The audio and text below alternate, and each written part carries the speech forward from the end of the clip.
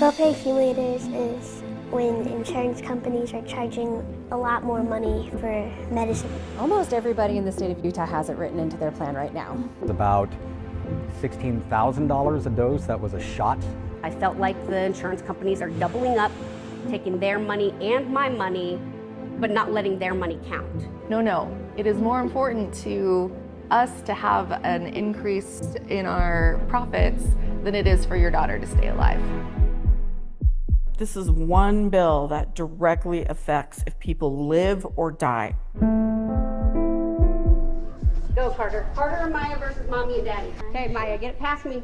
They gave us some restrictions right off the bat. No football, no rugby, no hockey.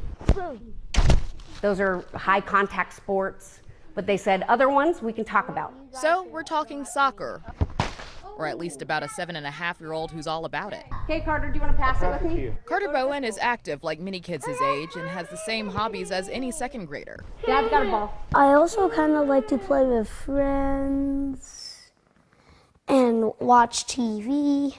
Hey everybody, welcome back to another video. He even has his own YouTube channel. Robin from Fox 13 is here.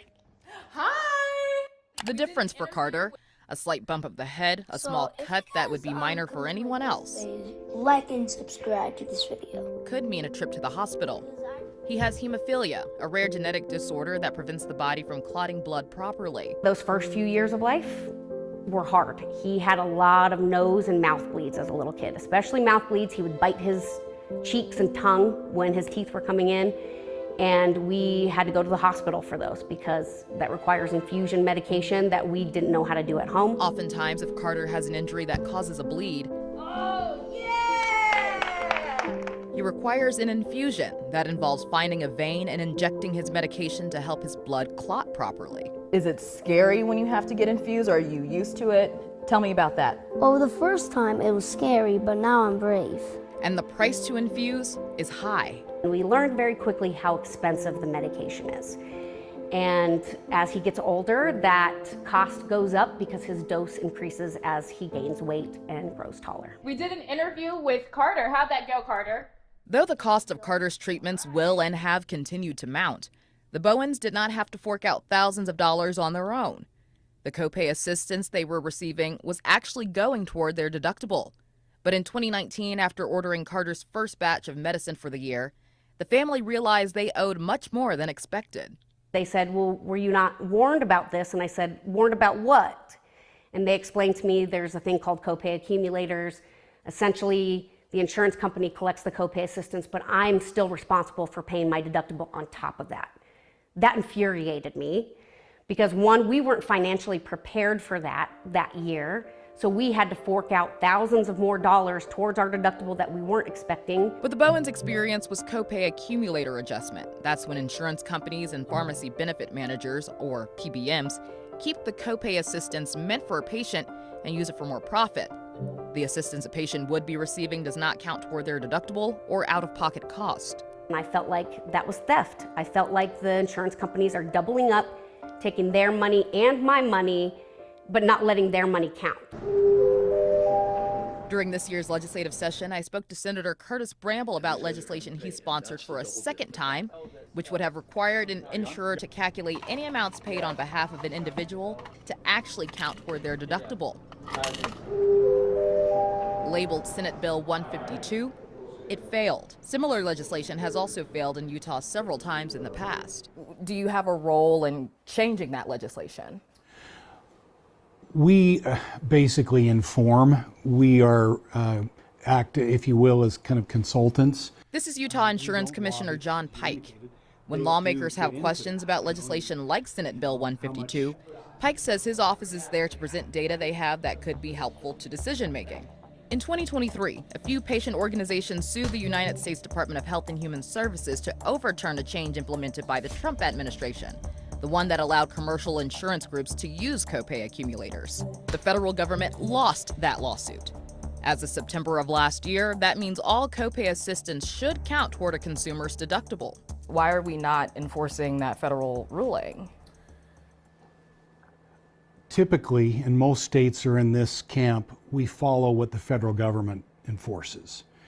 There are a number of states that have their own member accumulator laws already on the books. So typically those are the states that are enforcing those laws. In our case, we don't have such a law on the state books at this time. Disagree with that analysis.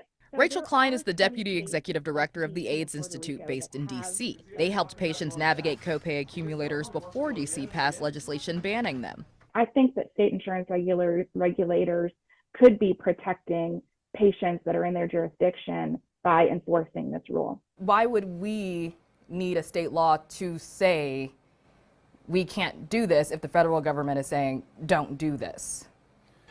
Only because, again, the federal government, the Center for Medicare, now CMS is the abbreviation that nobody would know. But when we don't have the federal government enforcing their own policy, it's hard for us to. Given that the court issued this ruling stating that the federal regulation also restricts use of these policies, I believe that state regulators have the authority to enforce that federal rule, whether or not HHS is telling them to. There are all sorts of federal rules that are on the books that state regulators enforce all the time without an explicit letter or phone call from someone at the federal government. It makes me frustrated, it makes me angry, because that should be what the standard is. What the federal government says, that should be the standard. And patients with rare diseases and expensive medications should not suffer because the insurance companies want to double up on the money.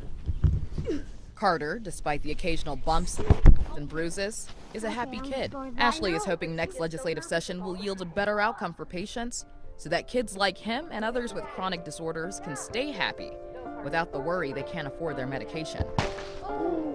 I want the legislators to know, listen to your constituents who are in this situation, who are most impacted by copay accumulators, the ones who are on the most expensive medications that are needed to keep their family members alive. Listen to us and see how it impacts us. Try to get through my legs. Oh! Wednesday, you'll meet Jamie. She's been living with multiple sclerosis since 2007 after winning her battle with cancer. You'll also hear from a pharmacist who shares his personal experience of helping customers who find themselves unable to afford their life-saving medications and how he's dealt with copay accumulators. Robin O'Guigne, Fox 13 News, Utah.